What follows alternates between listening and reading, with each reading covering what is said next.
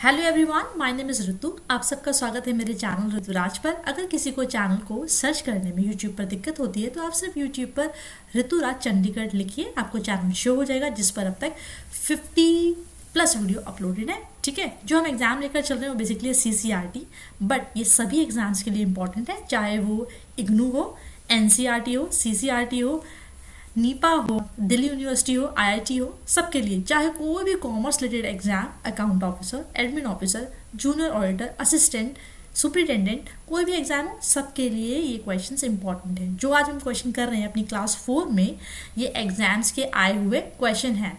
चलिए बिना देरी करते हुए शुरू करते हैं आज की क्लास 4। पहला क्वेश्चन देखते हैं, which profitability ratio best reflect a company's ability to generate profits from its total assets. Your options are the gross margin ratio, debt to equity ratio, return on sales या return on asset.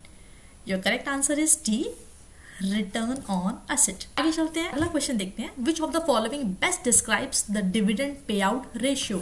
Your options are ratio of dividend distribution to retained earning, ratio of stockholders equity to dividend distribution, ratio of dividend distributed to the total profit of the company, ratio of cash reserved to dividend paid. The correct answer is C. चलिए आगे चलते हैं, question number 24. The office in charge of store having custody of goods and material specially valuable and or combustible article shall take appropriate step for arranging them safe custody and proper storage accommodation.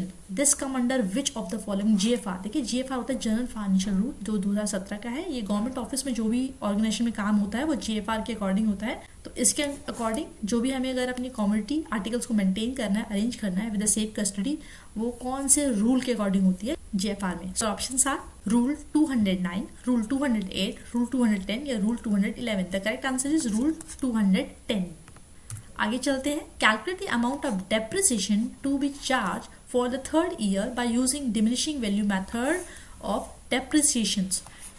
Given information is cost of machinery दी गई है 2 लाख की, expected life दी गई है 3 साल, rate of depreciation दिया गया है 33.1/3 एंड स्क्रैप वैल्यू दी गई है 20,000। देखिए आपको पता होगा डेप्रिसिएशन सबने 11th में पढ़ा होता है।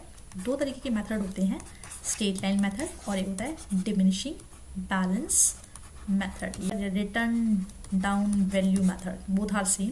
स्ट्रेट लाइन मेथड में जो आपका वैल्यू है एसेट का वो एट द एंड 0 रहता है। डिमिनिशिंग बैलेंस मेथड या रिटर्न डाउन वैल्यू मेथड में आपका जो वैल्यू है एसेट का, जब तक उसकी लाइफ है वो 0 नहीं होता, एट द एंड भी कुछ बच जाता है। तो आपने 2 लाख की वैल्यू पर 1/3 निकाला, ठीक है, 60,667 फॉर द फर्स्ट ईयर। ऐसे ही दूसरे साल के लिए निकालेंगे, आप 20 में से माइनस कर देंगे, कुछ बचेगा, उस पर निकालेंगे 1/3, तो आपकी वैल्यू आएगी 4444 फॉर द सेकेंड ईयर। और सेम थर्ड ईयर के लिए ये वाली वैल्यू फिर माइनस करेंगे, अब जो वैल्यू बचेगी उसमें से फिर 1/3 निकालेंगे, तो आपका आंसर आ जाएगा 29630।